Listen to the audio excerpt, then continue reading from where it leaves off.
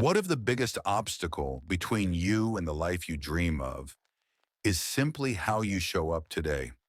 Not your background, not your fears, not your circumstances, just your behavior, moment to moment. Because here's the truth. The world doesn't respond to your wishes. It responds to who you are. And who you are, that's not something you discover. It's something you decide to build every single day. Let that settle in for a second. We often say we want clarity, confidence, discipline, success. But take a closer look. Do we actually move through life like someone who already has those things? Or are we still waiting for the fear to disappear, waiting for a perfect time, waiting for someone to tell us you're ready? Here's the trap.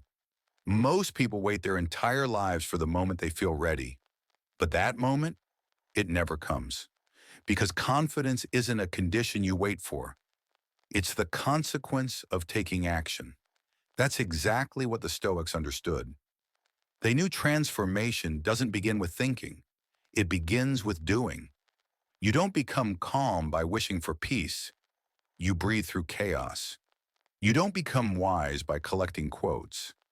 You become wise by living the truth over and over again until your nervous system starts to believe, this is who I am now. To act as if isn't pretending. It's not faking anything. It's aligning with the version of yourself you're becoming. It's saying, this is who I choose to be. Not someday, not if the stars align, but now. Even when I'm afraid, even when no one's watching, even when the only reward is knowing I didn't abandon myself. In this episode, we explore what it truly means to act as if, not as a performance, but as a practice, a mindset, a way to turn desire into discipline. It's about stepping into such deep alignment with your future self that eventually the future has no choice but to catch up. Because desire on its own, without identity to match, leads to self-sabotage. You say you want peace, success, confidence, love, but ask yourself honestly, who are you when no one's watching? Because if your actions contradict your desires, you're not moving toward your vision. You're quietly pushing it away. And that push doesn't happen through big, loud choices. It happens in the smallest ways. Hesitation, inconsistency, behaving like someone who's still unsure if they deserve the life they claim to want. As Epictetus once said, first say to yourself what you would be, then do what you have to do. Notice the order. You don't wait for the world to validate your identity. You define it internally, then you live it. Identity leads, action follows, results catch up. But here's the mistake most people make. They think that just wanting something is enough. They believe that because the desire is strong, success is inevitable. But wanting is easy. Wanting can trick you. It creates the illusion of movement without requiring any actual risk. And when your daily behaviors don't match your vision, your subconscious notices. It sees the gap, the inconsistency. And that gap quietly eats away at your confidence. Think of it this way.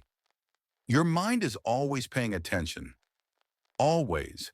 If you say you want to be disciplined, but hit snooze every morning, your brain concludes your words are just noise. If you say you want respect, but constantly let others walk over your boundaries, your nervous system assumes your needs don't matter. So the question becomes, are you living in alignment with the person you say you want to be? We'll go even deeper into this on the next page, where we'll break down, step by step, how to actually build this mindset and shift into action. We ended the last section with a powerful truth. Your identity isn't something you wait to be given. It's something you choose, moment by moment. And now we go deeper into how that choice becomes transformation. Slowly, almost without notice, belief begins to erode. Not because you failed, not because you're broken, but because you acted out of alignment with the person you said you wanted to become. You see, desire alone is fragile. It only becomes powerful when it's paired with identity. And here's the key. Identity is not a personality type. It's not a dream on your vision board. It's not a label you wear. Identity is a decision made again and again in the smallest of moments. Every action you take, no matter how small, is a vote for the kind of person you're becoming. But what happens when those votes go in the wrong direction? When your actions quietly, consistently contradict your vision, that's when self-sabotage begins. You don't need loud mistakes to lose your way, just tiny daily misalignments. That's why the practice of acting as if is so bold, so revolutionary. It means you're done waiting. You stop asking for permission. You act now, fully aligned with your future self, even when it feels awkward, especially when it feels awkward. Because change isn't comfortable, it's disruptive. It rattles the version of you that's learned to settle, to shrink, to play small. So pause and ask yourself, what is it that I say I want? And do my daily choices reflect someone who is already living that truth? If the answer is no, that's okay. The next step isn't perfection, it's alignment. What is the smallest, simplest action you can take today that closes that gap? Not for the camera, not for applause, just for your own integrity. Because the moment you act from identity, not insecurity, not fear, you stop sabotaging your future and you start stepping into it. Here's the second principle. Your present action is a prophecy. Most people underestimate this. They think action is just a reaction, a tool for solving problems or chasing goals. But action is far more powerful than that. Action is a declaration. It's how you speak to your future, your subconscious, and the world all at once. Every choice you make whispers, this is who I am. This is what I believe is possible for me. And something incredible happens when you start acting like someone who already has what they want. The world starts to shift in response. Marcus Aurelius once said, the soul becomes dyed with the color of its thoughts. But thoughts alone, they're not enough. They're like paint with no canvas. Beautiful, but useless, unless they're followed by motion, by courage, by repetition. Because the future doesn't just appear. It's built, one habit, one decision, one behavior at a time. Every time you choose to show up, especially when it's hard, you're laying down a brick in the foundation of your future. And every time you hesitate, avoid, or quit, you're laying down bricks too, just in a different direction. Take a clear, honest look at your life today, not with judgment, not with guilt, but with clarity. How do you speak to yourself? How do you carry yourself? How do you start your mornings? How do you respond to pressure? These patterns aren't random. They're the blueprint of your tomorrow. If nothing changes, this is where you're headed. Not because you're cursed, but because you're coasting. And whether that feels terrifying or empowering, that depends on what you do next. To act as if doesn't mean faking anything. It means embodying what you say you value. It means understanding that clarity, confidence, and discipline don't show up out of nowhere. They emerge in the moments when you stop negotiating with your old self, when you stop hoping and start behaving as though it's already yours. Because maybe it is. In the next part, we'll uncover the third mental discipline, the one that takes you from reactivity to resilience. Are you ready to shift gears? In the last part, we uncovered a powerful truth. Your present actions don't just shape your future, they predict it. Now let's take that insight and put it into motion. Think of someone you deeply admire, not for what they own, but for how they move through life. Someone who stays calm under pressure. Someone who walks into a room with quiet confidence, not needing to prove anything.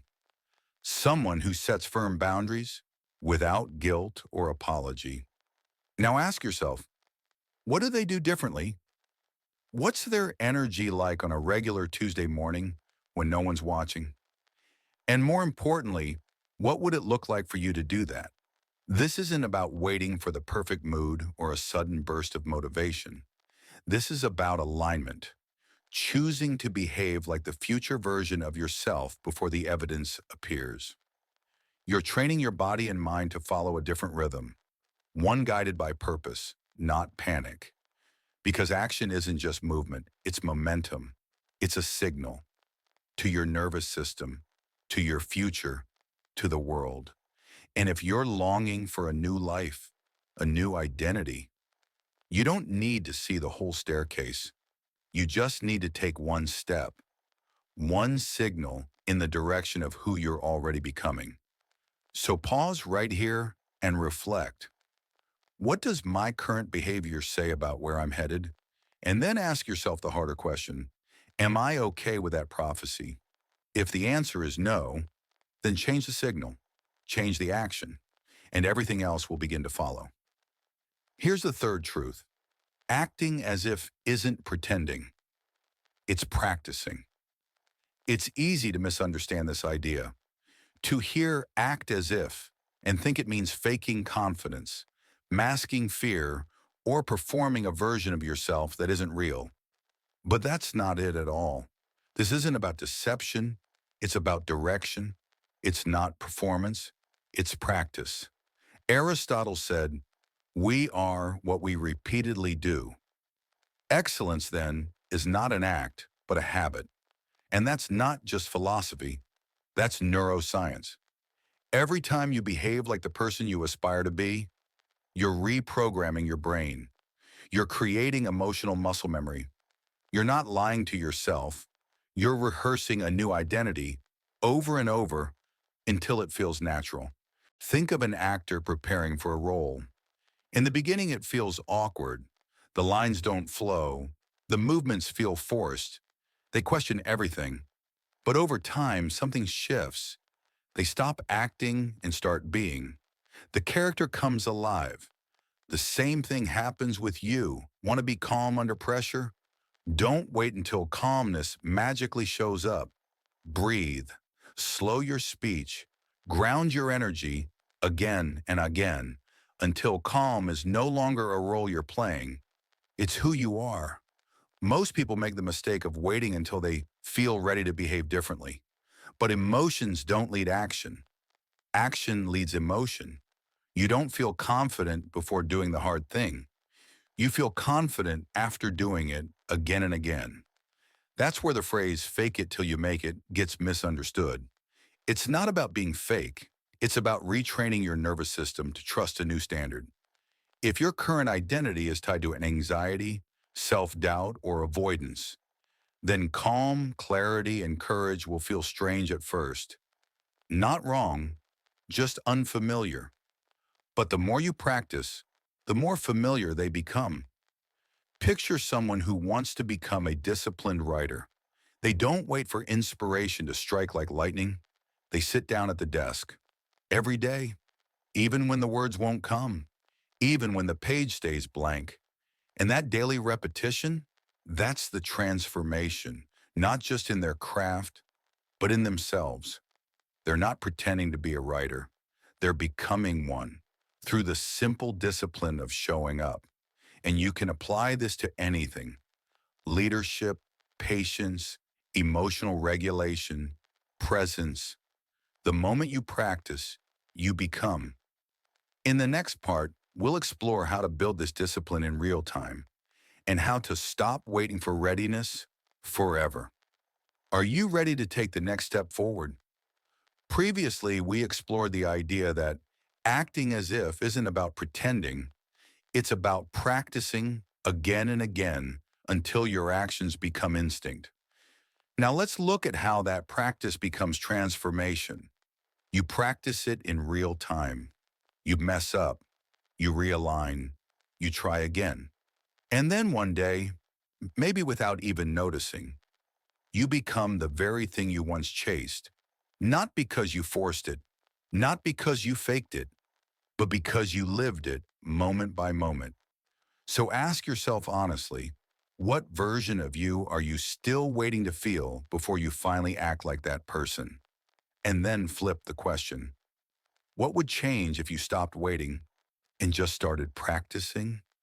Because this isn't a performance for the world. This is a quiet, personal rehearsal for the version of you that's unfolding. It's not about putting on a mask. It's about standing in front of the mirror and forging something real, not faking, forging, not a costume, a craft. Here's the fourth key. The Stoic doesn't just want, he embodies. How many times have you told yourself, I want to be more disciplined, or I wish I were calmer, more confident, less reactive? You mean it, you want it, but your actions, they tell a different story. Because desire alone won't carry you across the distance between who you are today and who you could be. According to Stoic philosophy, transformation doesn't begin with good intentions. It begins with embodiment, with action, with becoming. Seneca once said, "We suffer more in imagination than in reality." And those words cut deep, because often our greatest suffering doesn't come from what's happening around us, but from the person we know we're capable of becoming, and yet are not. We imagine a better version of ourselves. We feel that aching gap between our current life and our potential. But instead of stepping forward, we stay stuck in analysis, hesitation, delay. Why? Not because we don't care, but because we're still waiting for that magical feeling of readiness. And the hard truth is, it will never come. Because growth, it never feels natural at first. Embodiment is uncomfortable when you've been living out of sync with your values for years. But here's what the Stoic understands. Alignment is not a feeling, it's a choice. He acts as if, not out of delusion, but out of clarity. He steps into integrity long before it feels normal. To embody something means to make it real through your behavior. It means your choices speak louder than your words. Your posture reveals your peace. Your tone reflects your truth. The Stoic sage doesn't just know the right path, he walks it day after day in silence, even when no one is watching. Because he understands that wisdom isn't measured in quotes or ideas. It's measured in action, especially under pressure. It's easy to admire virtue, much harder to live it. It's easy to post about resilience, much harder to hold your composure when your patience is tested. It's easy to wish for courage, far harder to speak up when your voice trembles. The Stoic doesn't chase applause. He pursues integrity, not to impress others, but to stay honest with himself. And this difference matters, because there's a quiet danger in becoming a collector of wisdom, someone who shares wise quotes, reposts deep thoughts, and knows all the right language, but never applies it when life gets real. That's not hypocrisy. It's just untrained philosophy. It's theory without practice. And in Stoicism, embodiment is the practice. It's the training ground of the soul. You don't become patient by reading Seneca. You become patient by pausing when every cell in your body wants to snap. You don't become courageous by memorizing quotes. In the next part, we'll complete that sentence and reveal exactly how to build these traits from the inside out, even in your hardest moments. Ready to continue your evolution? Last time we explored how true embodiment means aligning your actions with your values, especially when it's uncomfortable. Now let's talk about what it really takes to become that higher version of yourself. You don't become courageous by reading about courage. You become courageous by showing up again and again in moments that shake you. You face the fear not once, but repeatedly until fear no longer gets the final say. So how do you move from simply wanting to embodying? The answer isn't flashy or grand. It starts with small, consistent acts, not once a month, not when it feels convenient, but daily.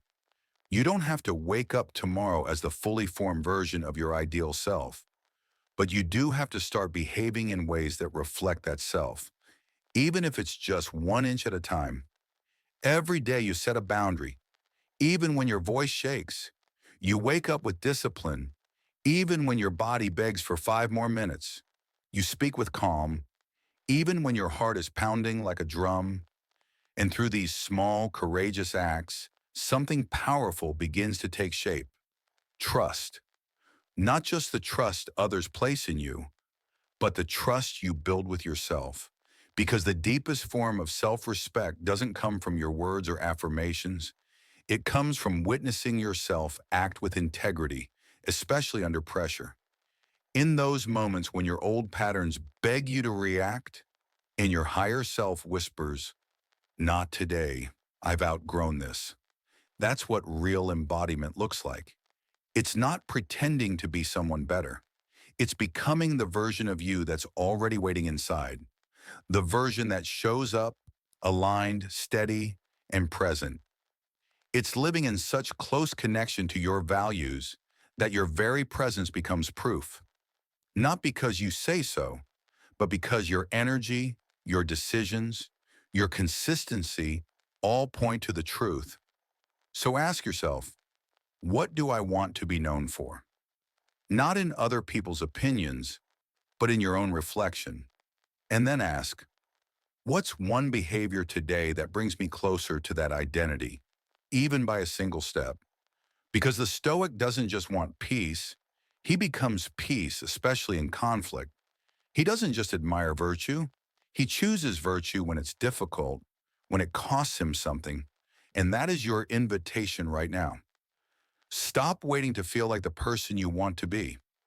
Start being them, quietly, consistently, with unshakable resolve. Let's move now into the fifth principle. Emotions follow action, not the other way around. We grow up hearing a common myth that we have to feel ready before we act, that we need confidence before speaking up, motivation before beginning, calm before we respond with grace. But this belief might be the single biggest block to real transformation, because emotions are not always the leaders we imagine them to be. In truth, they're often followers. William James, a foundational figure in psychology, once said, "Act the part, and you will become the part." He wasn't encouraging pretense. He was pointing to a deeper biological truth. Your body leads your mind. Your actions shape your emotions. And if you want to feel different, don't wait. Move. Consider fear. It tells you to freeze, to delay, to analyze endlessly. And most people obey, assuming the fear must disappear before action begins. But what happens when you act anyway? When you make the call with shaking hands? When you begin writing, even as self-doubt screams in the background? Something incredible happens. The fear begins to shrink. Not because it magically vanished, but because it was overridden by motion. That's the great paradox of personal growth. The very emotion you crave, confidence, peace, courage, lives on the other side of the action you keep avoiding. Confidence comes after showing up. Peace comes after standing in your truth. Courage comes after moving through resistance. In the next part, we'll explore how to train this principle, how to stop waiting for the right feeling and start using action as a compass. Are you ready to take the lead over your own emotions? Previously, we discovered a profound shift, that emotions don't lead action. Action leads emotions. Now let's take that even further by understanding what happens when you stop waiting to feel good and start doing good anyway. Because here's the truth. You don't get to experience the strength, clarity, or confidence you seek if you keep waiting for the perfect feeling to show up first. The Stoics understood this deeply. They didn't put their trust in fleeting emotions. They placed it in discipline, in deliberate behavior, in choice. Because emotions, they're unstable, unpredictable, ever shifting. But when you embody principles, You build an inner stability that isn't so easily shaken. You don't need to feel motivated to do what matters. In fact, if you only take action when you feel inspired, your journey will be painfully inconsistent. True power comes when you act in spite of resistance. When you push forward even when every emotion inside is screaming, stop. That's the moment resilience is born. That's when you send a signal, not just to the world, but to your own subconscious, that you are no longer ruled by temporary feelings. And with repetition, your emotional state begins to recalibrate. The more often you remain calm in chaos, the more your nervous system believes you are someone who thrives under pressure. The more consistently you rise with purpose each morning, the more your mind begins to expect discipline. Because emotions follow patterns, they follow practice. They are trained, not obeyed. So pause and reflect. What emotions are running my life right now? And more importantly, what would change if I started acting from the identity I want to build, rather than the feelings I'm experiencing in this moment? This doesn't mean you suppress your emotions. It means you acknowledge them, but you don't surrender to them. You pause, you breathe, and then you act, aligned with your values, not your fear. Picture someone who dreams of becoming a public speaker.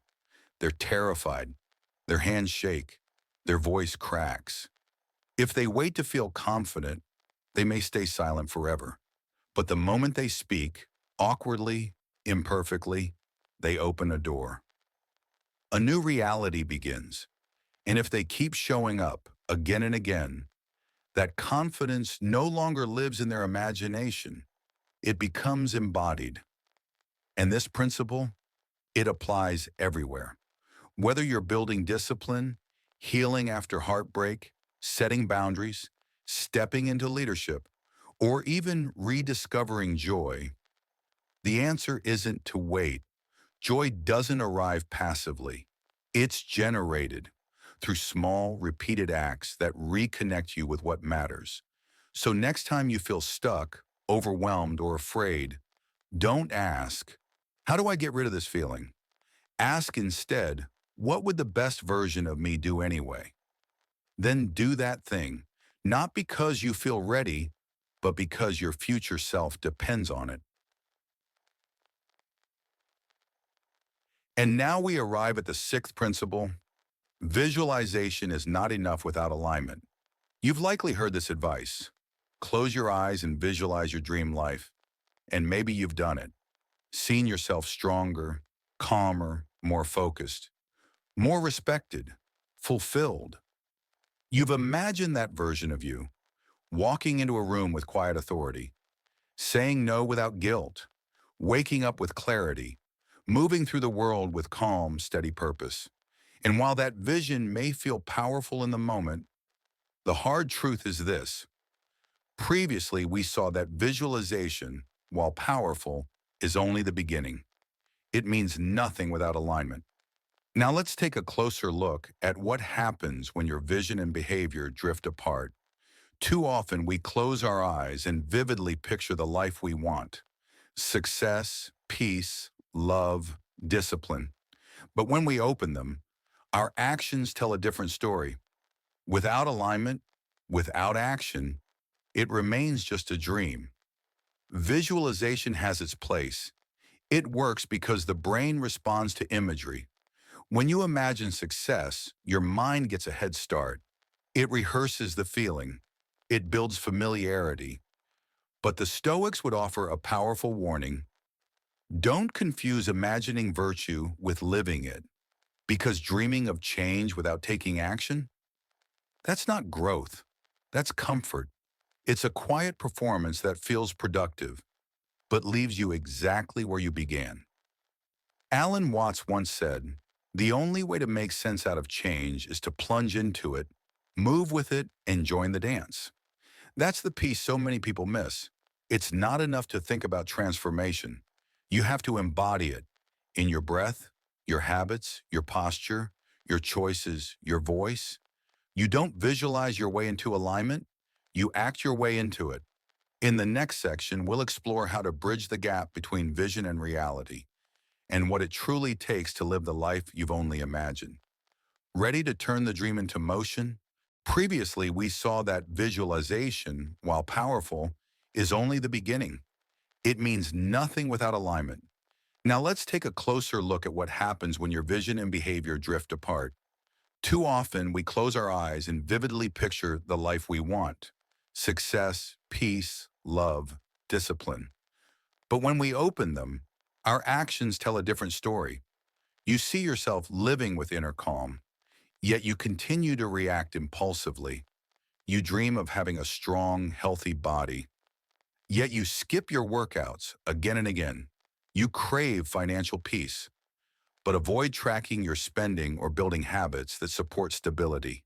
This gap between your vision and your behavior creates a subtle internal tension. Why?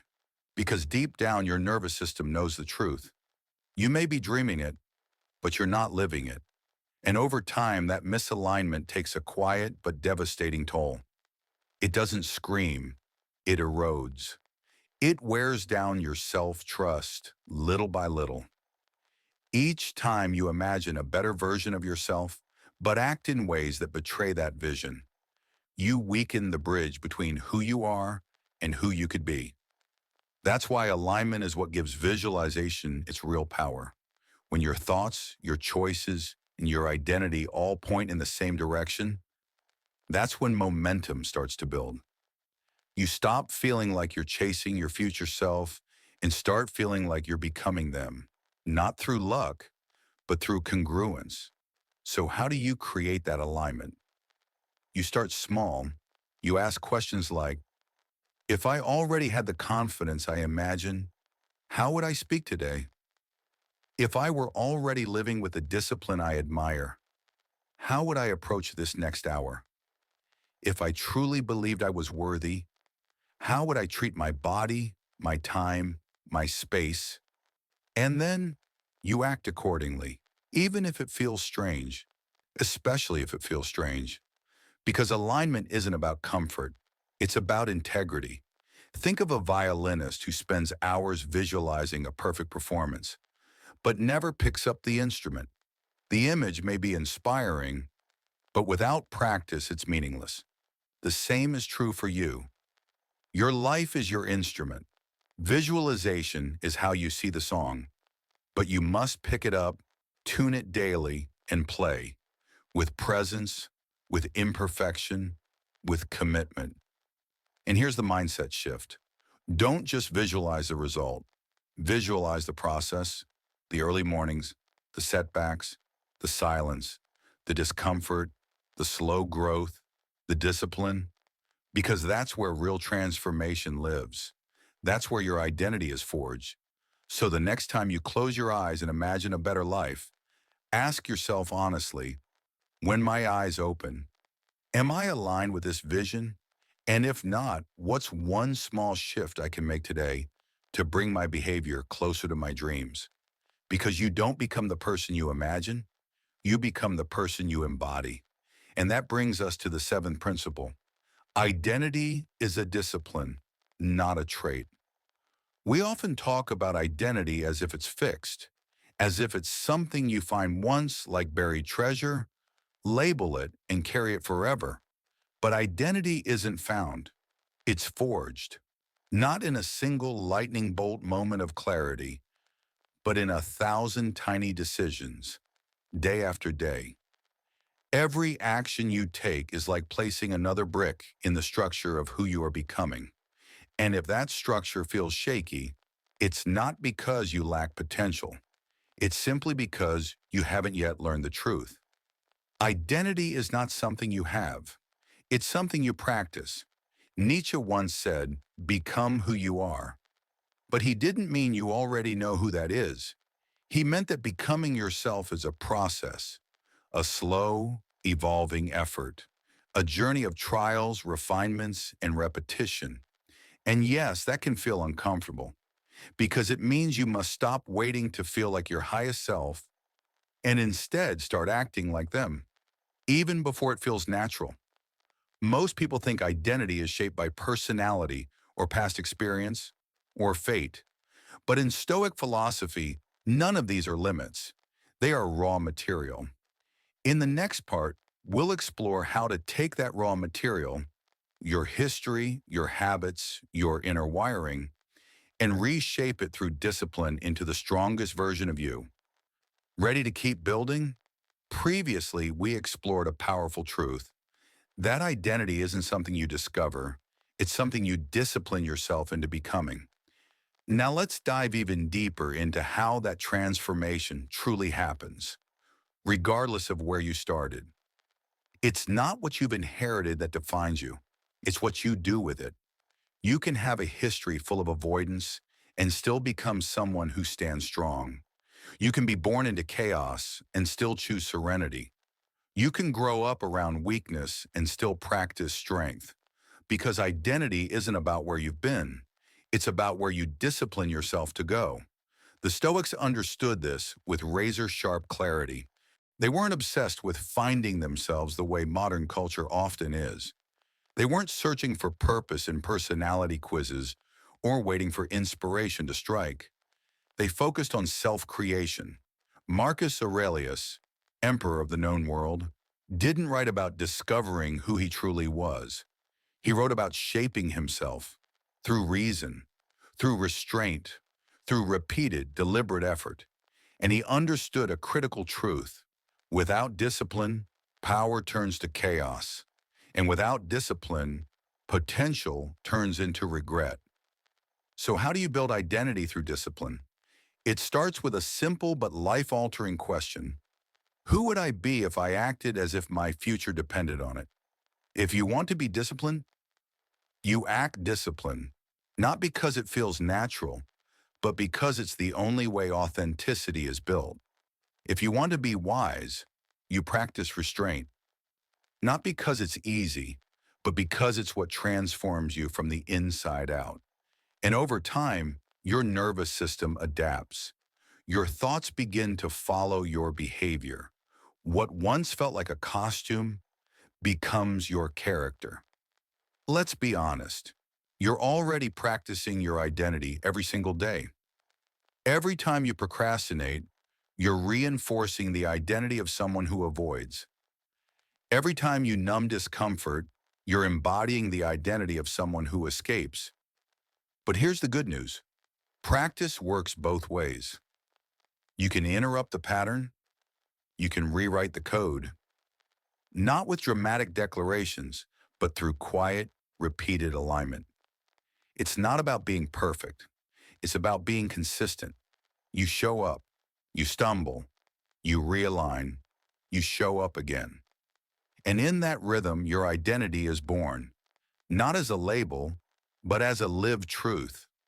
So the next time you catch yourself saying, "This is just who I am," pause and ask yourself, is this who I've consciously disciplined myself to become, or just who I've settled into by default? Because one of those leads to freedom, the other to frustration. You are not your habits, but your habits are how you become yourself. And that is the power you've always had. Not the power to instantly be anyone, but the power to intentionally become someone, one decision at a time. Identity isn't waiting to be discovered. It's waiting to be practiced, which leads us straight into the next principle, the power of silent consistency. We live in a world addicted to announcements. Every move broadcasted, every change captioned, every win turned into a highlight reel. But the Stoic knows something deeper, something quieter, something far more powerful. True transformation doesn't make noise. It doesn't beg to be noticed. It doesn't crave applause. It doesn't wait for validation. It simply shows up again and again with quiet resolve, even when no one is watching. That's the power of silent consistency, the kind that builds unshakable character, not through attention, but through repetition. Lao Tzu once said, "He who knows does not speak. He who speaks does not know." This isn't a call to be silent. It's a reminder. Wisdom isn't loud, power isn't performative, and growth isn't a show for others. In the next part, we'll explore how to live with depth and purpose without ever needing the spotlight, and why doing the work in silence is often the most powerful voice of all. Are you ready to go deeper without making a sound? Previously, we uncovered the quiet strength behind silent consistency, the kind that doesn't beg to be seen, but simply keeps showing up. Now let's talk about the deeper power behind that silence and what it truly means to live in quiet discipline. Because at its core, this is about an intimate contract, one you make with yourself, a promise you renew day after day, especially when no one else is watching. Most people don't struggle because they lack vision. They struggle because they crave validation. They want transformation, but they also want others to notice it. They want the applause, the recognition, the "you've changed so much" compliments. But here's the hard truth. When your consistency depends on being seen, you've already surrendered your discipline. You've made it dependent on noise.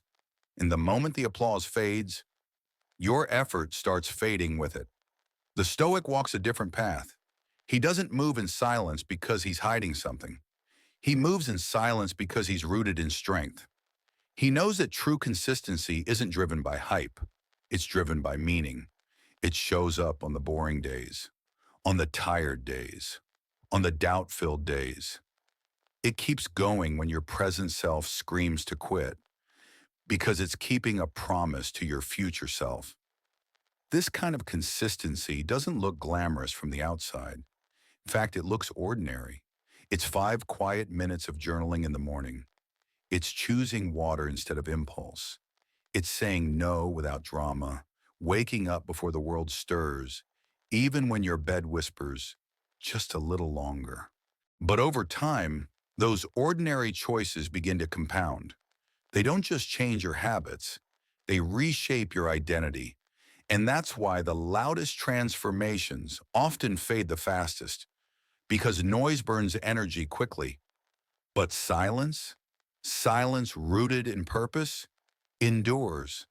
And that's why silent consistency is so dangerous to the old version of you. It doesn't get distracted by praise. It doesn't get discouraged by setbacks. It just continues.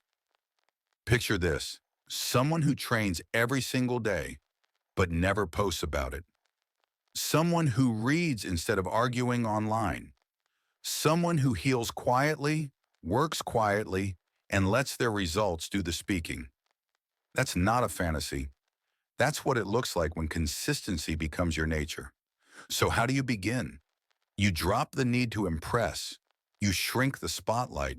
You expand your commitment. You stop obsessing over being seen changing, and instead focus on actually changing, quietly, steadily, unshakably. Because there will come a moment, and you'll feel it, when you no longer need to say, "I'm working on myself." You'll simply become the result. And that version of you won't need to explain anything.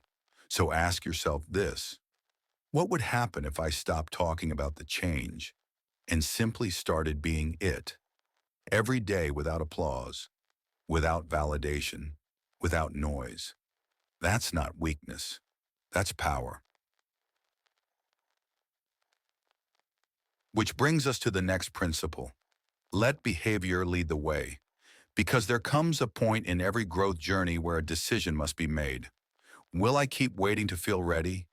Or will I act from the future I believe in? Most people try to think their way into change. They read books. They reflect deeply. They visualize with passion. But at some point, reflection without motion becomes avoidance. And if you're not careful, you'll start mistaking mental effort for actual transformation. You'll convince yourself you're evolving, when in truth, you're just intellectualizing your fear. Carl Jung once said, "You are what you do, not what you say you'll do." That single sentence is enough to dismantle every excuse, every unkept promise, every well-intended plan left on the shelf. Because here's the real truth. Your identity isn't born in your imagination. It's born in your behavior, in the small, unremarkable choices you make when no one is looking, in the way you speak to yourself when life falls apart, in what you return to, not once, but over and over again.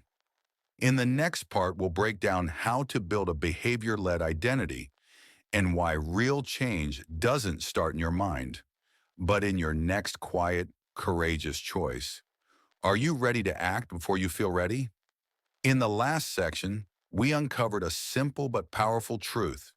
Your behavior leads and belief follows. Now let's expand that truth further, because what you do doesn't just shape your identity, it reshapes your mind. We like to think that thoughts lead to behavior, that we have to feel inspired, brave, or worthy before we take action. But in reality, it's often the opposite. Behavior is what rewires thought. You don't wait to feel brave.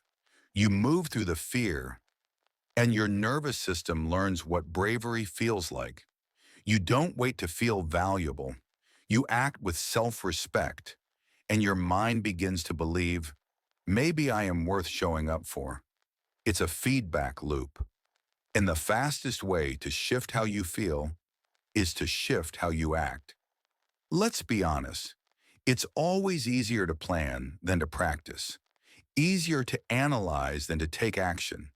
Easier to read one more book than to face one uncomfortable truth.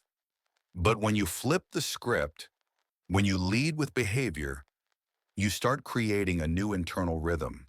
You give your mind evidence that something real is changing. And slowly, day by day, the gap between who you were and who you're becoming begins to close. Imagine someone who wants to become more peaceful. They don't wait for their life to be quiet before they begin. They train themselves to be calm inside the chaos. They slow their voice when anger rises. They breathe deeply in traffic instead of exploding. They observe instead of reacting. These aren't just techniques. They are acts of identity. Each repetition is a signal to the subconscious. This is who we are now, and the same is true for discipline. You don't become disciplined through theory or wishful thinking. You become disciplined by doing the thing, even when every part of you wants to quit. You sit down and start. You say no to the easy way out. You keep the promise to yourself, not because it's easy, but because it's who you're training yourself to be. Your behavior becomes your transformation, not your hopes, not your talk, your actions. The Stoics didn't wake up and ask, what do I feel like doing today? They asked, what does my higher nature demand of me today? And then they acted, without complaint, without performance, because they understood this. Feelings are fleeting, but character is built in behavior. So if you're stuck, unsure, doubting your next step, don't wait for motivation. Don't wait for clarity to fall from the sky. Move, do the thing, start the habit, take the action, even if it's messy, even if no one notices, especially if it's uncomfortable. Because in that space, the in-between, the resistance, you're not just doing something hard. You're becoming someone new. That's the power. When your behavior leads, belief follows. So ask yourself right now, if I already were the person I want to become, what would I do today? Then go do that. And now we arrive at the final principle. To act as if is to surrender control of the outcome. Most of us take action with a hidden condition attached. I'll do this if it works. I'll stay consistent if the results come quickly. I'll keep showing up if people notice. But that isn't discipline. That's negotiation. And as long as your actions are tethered to specific outcomes, you're not acting from power. You're acting from fear, from the illusion of control, from the belief that if you try hard enough, you can force the result. But Stoicism teaches something radically different. The path is yours. The outcome is not. Epictetus once wrote, "Freedom is the only worthy goal in life. It is won by disregarding things beyond our control." That's the essence of this final idea. To act as if you already have what you desire isn't a magical guarantee that you'll receive it. It's a declaration that you are willing to live in alignment with that reality, even if the result never shows up. You're not acting to get. You're acting because that's who you've chosen to become. That's not performance. That's freedom. In the final reflection, we'll bring it all together and explore what it truly means to live in alignment every single day, not for the world, but for the version of you that's been waiting to be realized. Are you ready to embody the end from the very beginning? In the last part, we embrace the idea of surrendering control over outcomes and choosing action rooted in identity, not validation. Now let's explore what it truly means to live that way and why that choice is where freedom begins. When your actions are no longer held hostage by results, something shifts inside you. You go to the gym, not to impress anyone, but because strength has become your standard. You hold a boundary where not to punish, but because dignity is now non-negotiable. You create, speak, love, build, not for applause, but because not doing it would be a betrayal of your own soul. This doesn't mean you stop caring about results. It means you stop chasing them. You move from outcome attachment to identity alignment. You loosen your grip. You release the fantasy of control, and you replace it with something much stronger: self-respect. Because here's the unshakable truth. Results are always unpredictable. Markets collapse. People leave. Circumstances shift. But who you become through the process, that's yours. That's what you carry. That's what no one can take from you. And ironically, when you stop suffocating results with desperate expectations, they often come faster.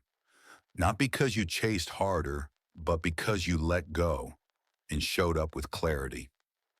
Think of an artist. The amateur creates for recognition, but the master creates from alignment. Not because they know it will succeed, but because not creating would feel like abandoning themselves. That's the difference.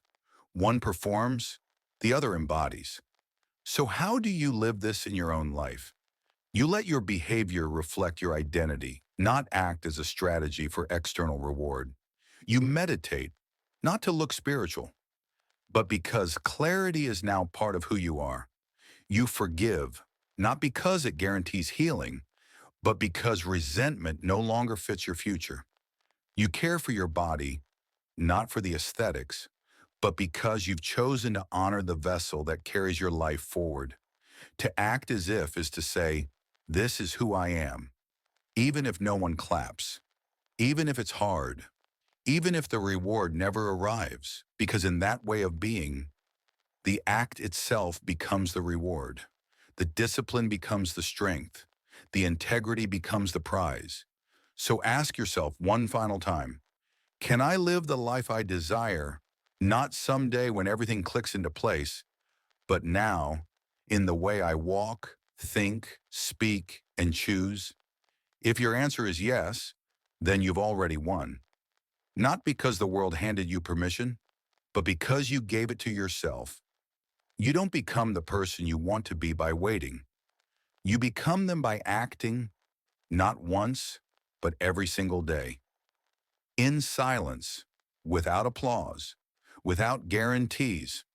You act from the identity you've chosen, not the conditions you were handed. And that, more than anything else, is what freedom looks like. To act as if is not to lie. It's to align. It's to step into your future with such quiet conviction that even if the results take time, your integrity does not.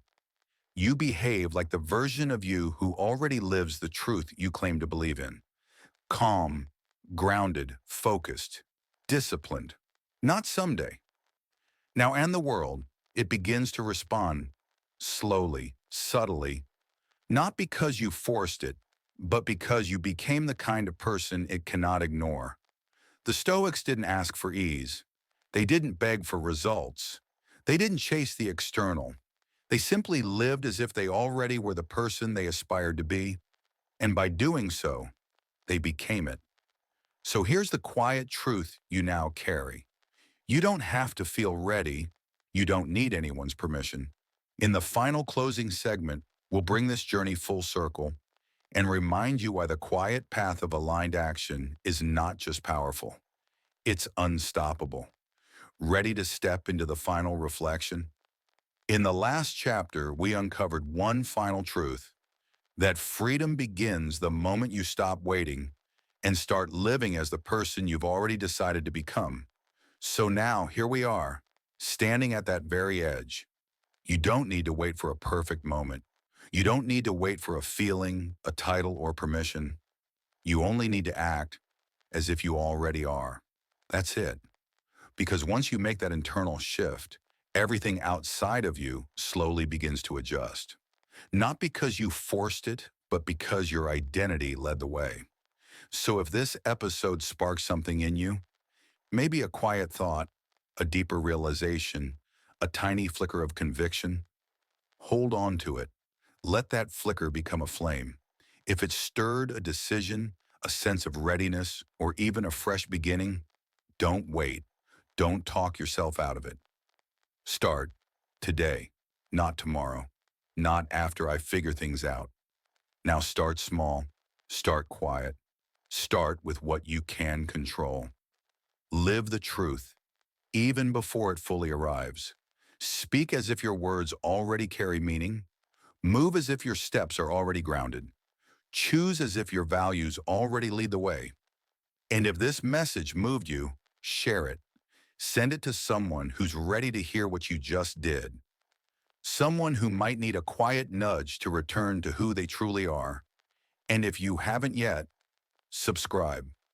Not just to this channel, but to your own evolution, to becoming the person who no longer waits, but embodies. Because the journey doesn't end here. It starts with one choice, to live your alignment before the world recognizes it.